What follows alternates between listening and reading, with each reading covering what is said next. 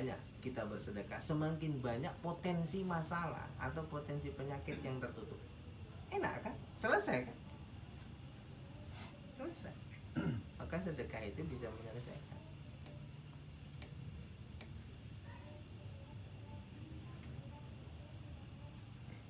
Nah, cikal bakal sumber dari ketiga ini, mau sholat, cuman orang sholat, mau tetap istiqomah, mau sabarnya, mau sedekahnya, itu akar utamanya ya yakin sama. Maka tadi malam kita bahas, yang jadi masalah itu bukan kurang ilmu, yang jadi masalah itu bukan kurang pendapatan, yang jadi masalah bukan kurangnya kesehatan, yang jadi masalah bukan kurang strategisnya posisi kita di dunia ini, yang jadi masalah bukan kurangnya relasi kita maka kita tidak beruntung, yang jadi masalah bukan kurangnya skill kita maka kita sering gagal, bukan.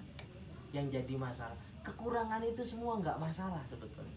Masalah kita cuma satu, kita kurang yakin sama Allah. Betul nggak?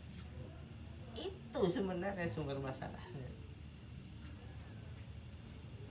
Masih yuk kita punya ilmu 8 gudang, harta kita miliaran, relasi kita sampai tingkat presiden atau bahkan sampai sekarang presiden Amerika terbaru, ya kan?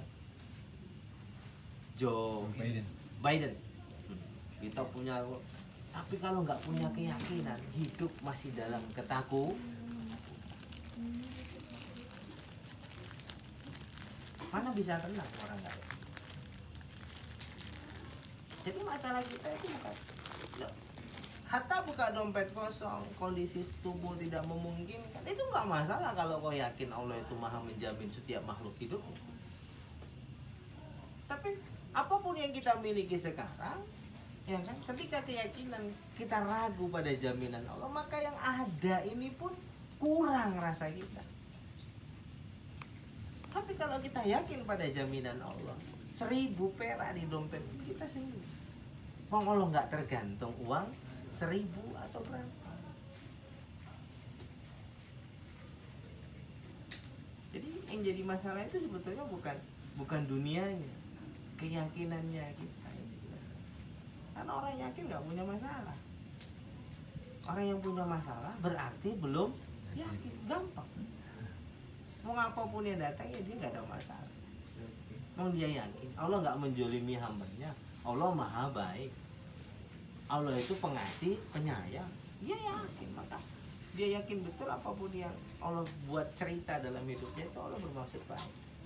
Sedikit pun dia tidak pernah berburuk sangka kepada Allah.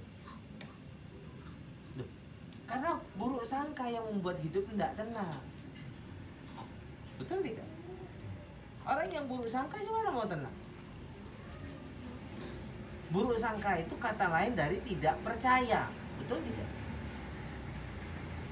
Tidak percaya itu kalau bahasa agamanya nggak beriman.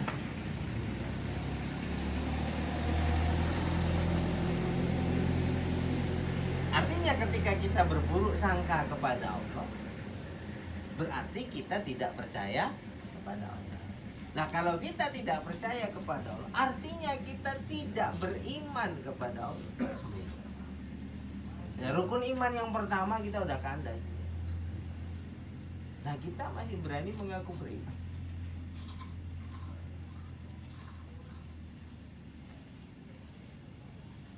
Itunya sumber permasalahannya sebenarnya. Maka para nabi, para wali, ya siapa sih yang nggak dihantam permasalahan dunia? Tinggal kepercayaan mereka kepada Allah lebih besar dari hantaman masalah yang datang. Jadi nggak ada pengaruh yang bagaimana. Sementara Allah berpihak kepada keyakinan hambanya. Innallah inda'al li'abdi.